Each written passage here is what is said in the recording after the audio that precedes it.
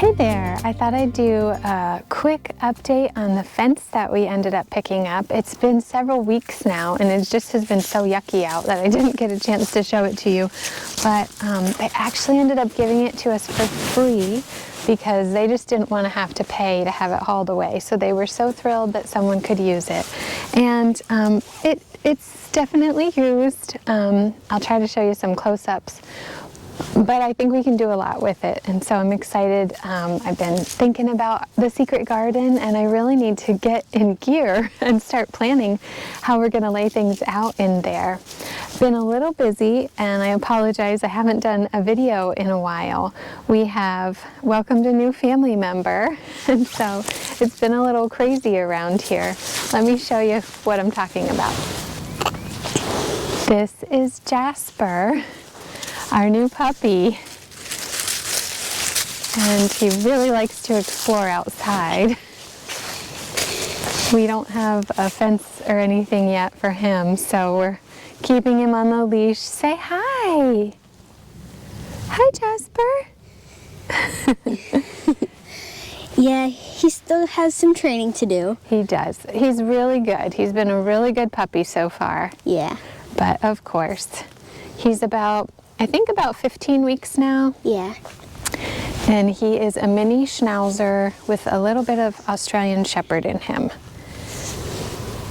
So we're going to drop him off so we can get to today's video. By drop him off, I mean we're going to take him inside to the boys. Yeah. All right.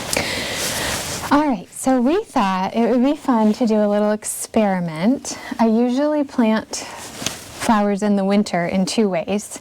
And one is the winter jug sowing method, which we're going to show you. And then the other way is in soil blocks under the lights in the basement. And I thought it would be fun to do an experiment and plant the same flower both ways and see which one does better. Yeah. So we're going to do some Snapdragons, my favorite flower. Also one of my favorites. Oh. Yeah. So this is Madam Butterfly in ivory. And we're gonna plant them and compare. Yeah. So the winter sowing method is really awesome. I did a few jugs last year and I was so impressed. It was so exciting to be able to work in the middle of the winter and then see these seedlings, and it's really it's so easy and hands off. Yeah. Once you get them going.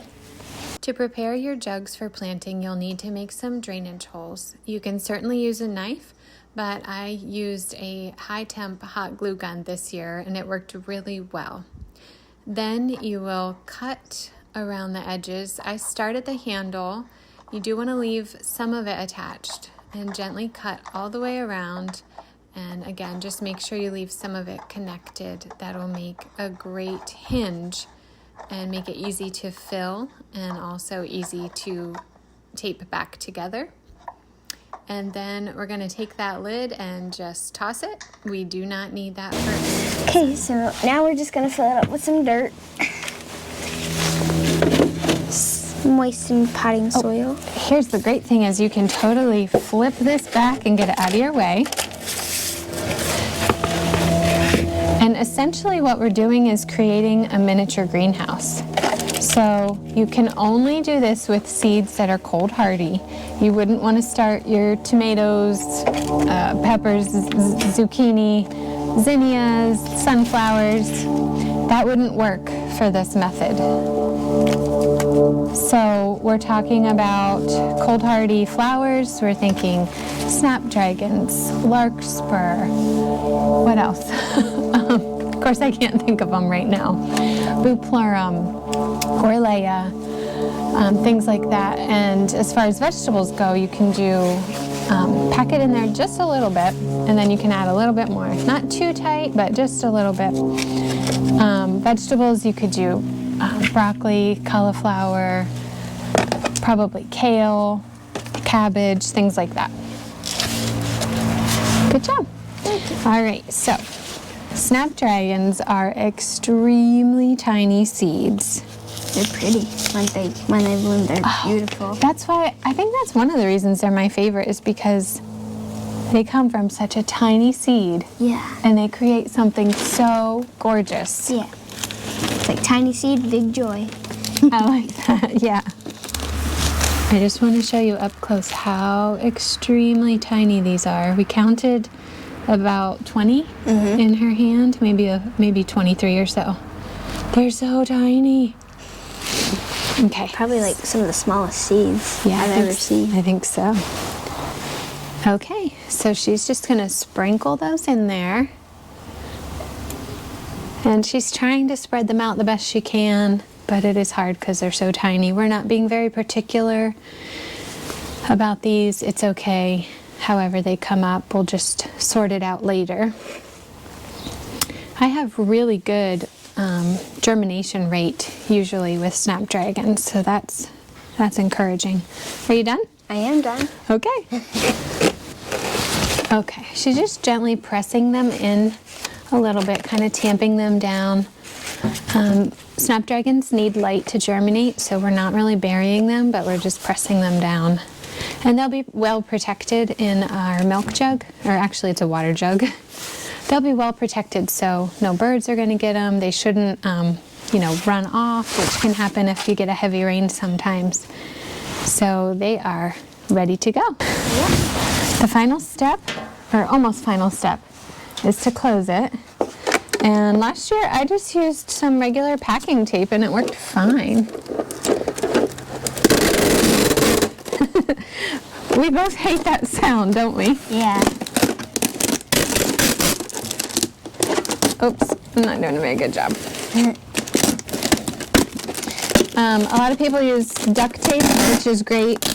I just find that it's more expensive, and the packing tape did the job, so.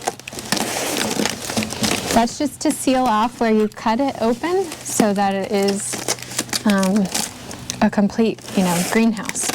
Now, we leave the top open, and so any weather that we get, snow or rain, can go in there and it'll do the job to water them. So these may sit here for a while before they sprout.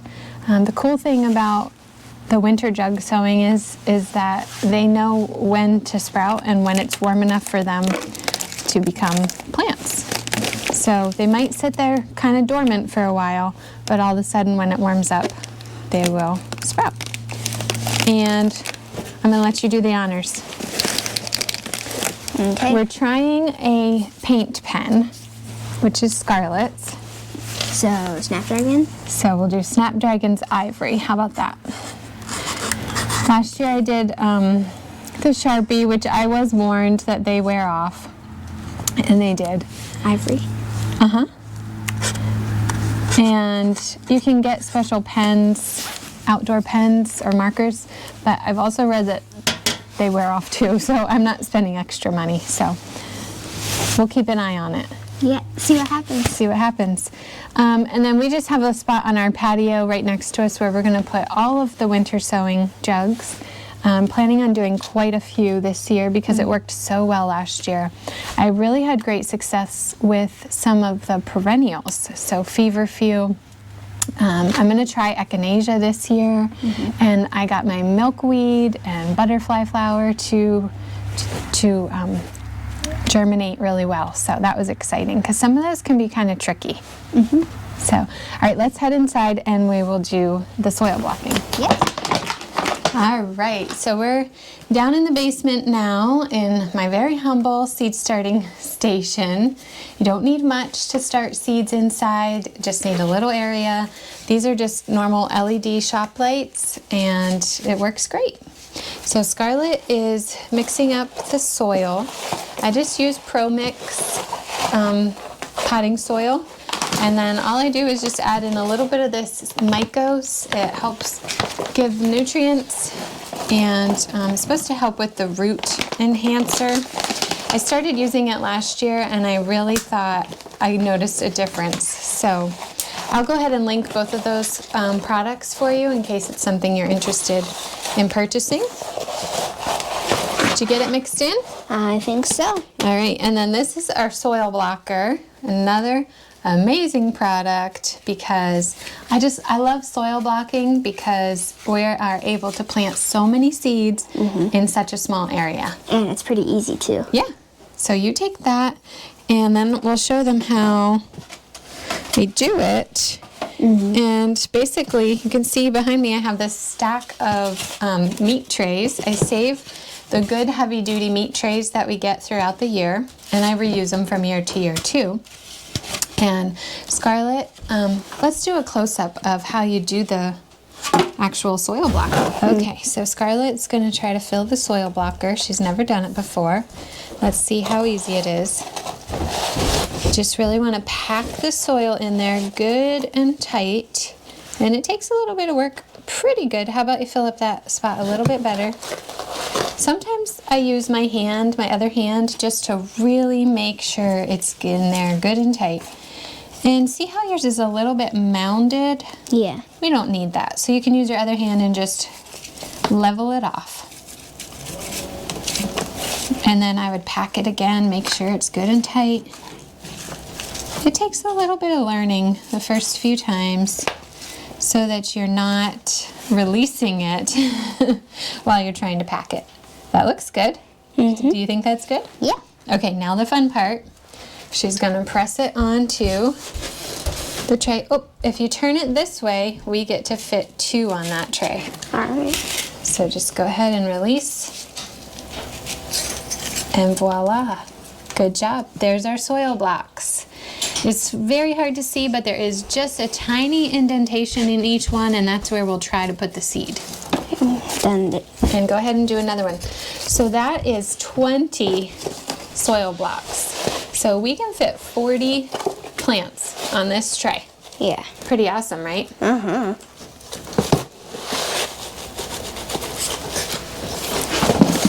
Okay, remember Snapdragons are so tiny, the seeds. So what I do is I pour them into a glass dish here. You can use your hand if you want, but it's kind of nice to not, it's nice to have your hands free. Okay. And then you can take your toothpick and what? Dip it in some water. Dip it in some water, get it wet. And then very carefully pick up the seed. And it'll stick to the toothpick because it's wet. And then just place it on a block and try to get it in where it got indented. Very good. You know what you're talking about, girl. Yeah. And the soil is moist, so it should stick to the soil. Sometimes I give them a little spin if it doesn't stick very well. So I think it's slightly tedious. I think it's very tedious. But it's kind of soothing when you don't have anything else going on and you're so excited to plant seeds. So while she's doing that, I'm going to label them. And I usually just use some masking tape and a marker and write what we have going on here. I'm going to abbreviate and just say Snaps Ivory. And I like to put the date on it so I remember when we planted them. I should have done that outside, but I forgot. And today is 2/3, right? No, 2-3. Yeah, 2/3. Oh, I lose track of time. And we're only going to do 20. No, maybe we should we do 40 ivory or 20? Should we do this whole thing? Sure. Okay. I'm thinking if we could get the Snapdragons about the first week of June or the last bit of May to go with the peonies. Wouldn't that be gorgeous? Yes. If we had our, light pink peonies and then these ivory Snapdragons. Ooh, I think those would make some gorgeous bouquets. Yes. Okay, she got them all seeded, planted. I'm going to put the extra seeds back in here. They're a little wet. I'm just going to sprinkle them on there because they will just rot. So we do want to be careful to keep everything dry. And Scarlett has some vermiculite. That is something new that I bought this year. I've never used it before, but it's supposed to help with the moisture retention and also help to keep the mold levels down. So she's going to sprinkle a very light layer because remember, Snapdragons need light to germinate, so we're not trying to cover the seeds up. You can do a little more. You just want to make sure each block gets a tiny bit on it. A little more? Yep. And then we'll put these under the lights. I'm going to cover them with a humidity dome. This is just from the bakery, and it fits over these. I have a couple of these. Otherwise, I just use saran wrap. And that's just, again, to hold the moisture in. So we'll leave them covered until they sprout, until at least 50% of them sprout. Then we'll take the humidity dome off. And they go under the lights. The lights will be on for about 16 hours a day. And then I just have a timer set, so they just go on and off automatically. And what else? I think that's everything. Yeah. So we will see how it goes. What's your prediction? Which type will, or which method will work better for Snapdragons? Well, I feel like these might work a little bit better. Okay. Just because we use more like stuff for them. Because like we use this and like... And the Mycos? Yeah. Yeah, we did a little. I just always use that for my inside soil blocks. But I've never used it. Well, I've only done the winter sowing method once. But I've never used the extra stuff for that. Yeah, I do feel like the winter sowing method, those Snapdragons might be a little bit better with the weather here. Yes. Just because they're used to being outside. Yes. So my prediction is these are going to sprout first. And we're going to get excited. But in the long run, I think the ones outside will be stronger. Yeah, I and give agree. us a thicker stem. It'll be interesting. Yeah. Well, thanks for watching today. We hope you guys are doing great. We hope you're able to work in your gardens, or maybe you learned something new. If you have any questions, let us know and we'll do our best to answer. Yeah.